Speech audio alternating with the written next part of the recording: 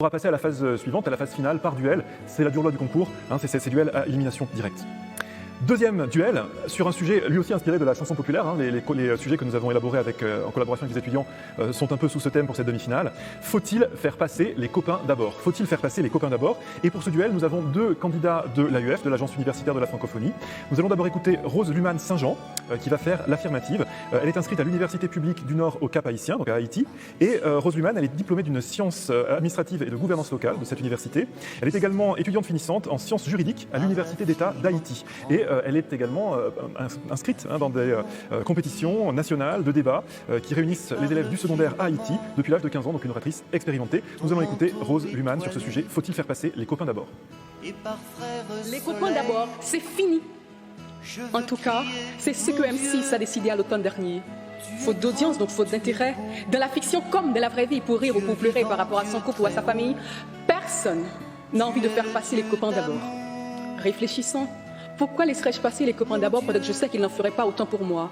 Que je n'en tirerais qu'indifférence et mépris et qu'ils ne me laisseraient que les miettes. Quel est l'intérêt?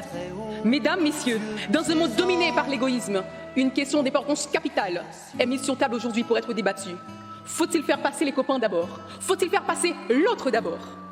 Mesdames, messieurs les membres du jury, qui d'entre nous n'a pas en horreur des dégâts causés par la tendance à ne vivre que pour soi? Avec l'égoïsme, personne n'est à l'abri. Cette indifférence, ce mépris de l'autre et ce désir poussé vers soi-même, certains préfèrent dire, et en toutes circonstances, la charité bien ordonnée commence par soi-même. Après soi-même, ce sera peut-être soi-même, qui sait, si on n'est pas rassasié. D'autres vont encore plus loin pour tenter de justifier leur amour exagéré pour eux-mêmes. Ils disent comme Jean Dufaux, manger pour ne pas être mangé. De l'exploitation, de la domination de l'homme par l'homme, des fossés entre les humains, entre les pays. Très riches, riches, pauvres, extrêmes pauvres. Avantage aux savants. Ils peuvent donc élaborer des théories de très grandes. Mais quel sera l'avenir du monde? Quelle place occupent les copains dans notre vision de société? Que cela soit clair, les copains sont des amis, des connaissances, des consoeurs, des frères, des collègues. Ils sont ceux qui partagent les mêmes valeurs que nous, peu importe où ils se trouvent dans le monde. Che Guevara l'a dit en ces mots: si vous pouvez trembler d'indignation à chaque injustice qui se commet dans le monde, alors nous sommes frères. Il aurait pu dire, et cela n'aurait rien enlevé à sa pensée, nous sommes copains.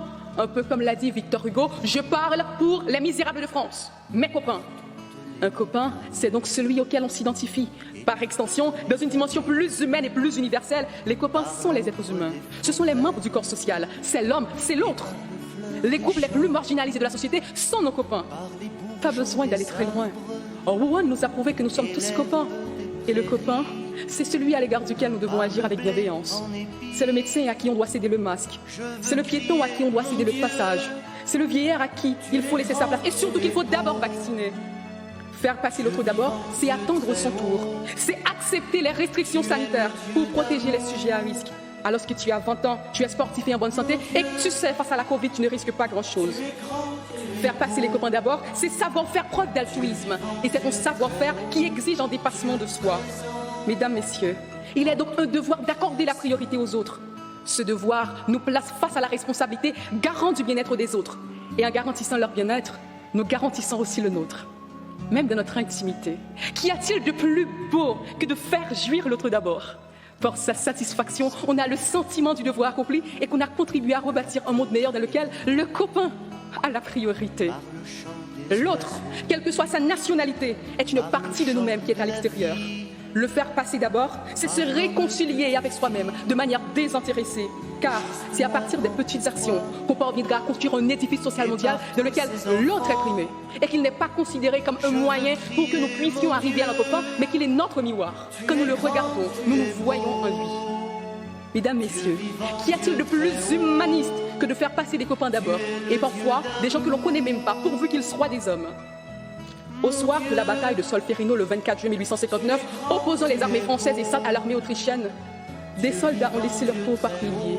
Des milliers d'autres, mutilés, gisaient à même le sol sans que personne ne se préoccupe de leur sort. À un moment où l'inquiétude régnait, où l'un ou l'autre camp pourrait toujours attaquer par surprise, Henri Dunant, de nationalité suisse, a exposé sa vie en apportant des secours aux soldats des deux camps sans discrimination, parce qu'il a su voir en chacun un homme, un copain. Faire passer les autres d'abord, c'est un exercice que les dirigeants de mon pays et de tant d'autres ont complètement ignoré. Ils privent leur peuple de ce à quoi ils ont droit pour se donner le luxe jusqu'au soir de leur vie. Ils ont oublié que sans la culture de l'autre, il n'y aurait pas Jean-Jacques Dessalines, Toussaint Louverture, Martin Luther King, Nelson Mandela pour ne citer que cela. Faire passer les copains d'abord, c'est le remède le plus efficace pour recoudre le tissu social déchiré par l'égoïsme. C'est une quête de stabilité que tout individu doit rechercher pour équilibrer sa vie. C'est dans cette optique que Montesquieu a dit « Si je savais quelque chose d'utile à ma patrie et préjudiciable à l'Europe et au genre humain, je le regarderais comme un crime. » Mesdames, messieurs, quelle forme d'humanisme est plus grande, quelle quête de justice est plus significative que de faire passer les copains d'abord? Faire passer un copain d'abord, dans un sens ou dans un autre, est, il faut l'avouer, la forme la plus aboutie de l'altérité. Et qu'il soit dit en passant que refuser de faire passer les copains d'abord, c'est leur refuser une part de notre humanité. Car on ne cède pas le passage parce que cela nous arrange ou parce que le piège est au suivant, mais parce que la plus belle part de nous la commande. Alors, faut-il faire passer les copains d'abord? La question ne se pose même plus.